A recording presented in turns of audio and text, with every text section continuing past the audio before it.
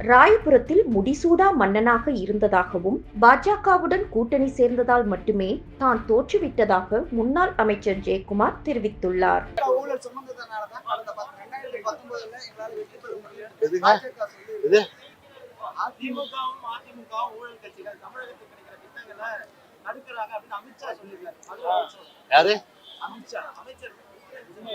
ஆமா, அதான் நான் ஏற்கனவே சொன்னேன்.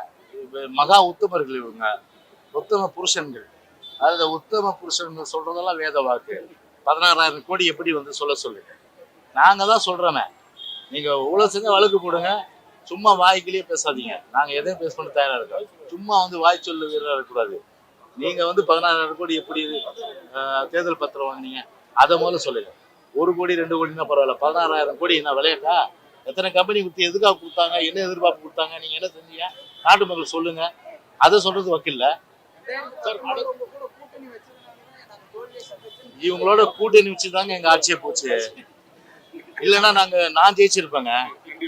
ராயபுரத்துல வந்து நான்லாம் தோக்குறாள், நான் மனந்திருந்து சொல்றேன். இதுவரை சொல்ல நீங்க கேள்வி கேட்டுதான் சொல்றேன். 25 வருஷம் முடிசூடா மன்னனா ராயபுரத்துல இருந்தேன். நானு தோல்வி என்பது அறியாதவனா இருந்தேன். நானு யாரால தோத்தேன்? பிஜேபியால தான் தோத்தேன்.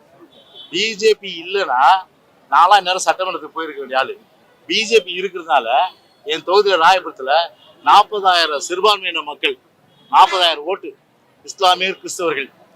எம்எல்ஏ கோபம் கிடையாது, எம்எல்ஏ எந்த கோபம் கிடையாது.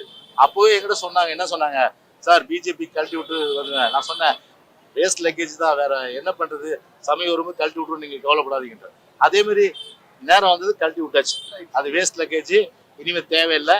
அந்த பெட்டி வந்து ஓடாத பெட்டி, ஓடாத வண்டி, பழைய மோட்டார் சைக்கிள் அது வந்து வேஸ்ட். அது இல்லைன்னா நான் பிஜேபி இல்லைன்னா நானும் ஜெயிச்சிருக்க முடியாது. 40,000 ஓட்டுல ஜெயிச்சிருப்பேன் நான். அப்படியே வந்து இப்போ பிஜேபி இருந்தனால என்னாச்சுன்னா, நான் 0ல இருந்து நான் ஓடுறேன். அவங்க வந்து டிஎம்கே வந்து 40ல இருந்து ஓடுறாங்க. அப்ப யாரு முன்னாடி போவா? இதுதான் காரணம். அப்போ ஒட்டுமொத்தமா பார்த்தீங்கன்னா, தமிழ்நாடு முழுக்க பார்த்தீங்கன்னா 2019லயும் சரி, 2021லயும் சரி, நாங்க தோத்தது பிஜேபியால. செய்திகளை உள்ளது உள்ளபடி தெரிந்து கொள்ள ரெஃப்ளெக்ட் நியூஸை சப்ஸ்கிரைப் பண்ணுங்க.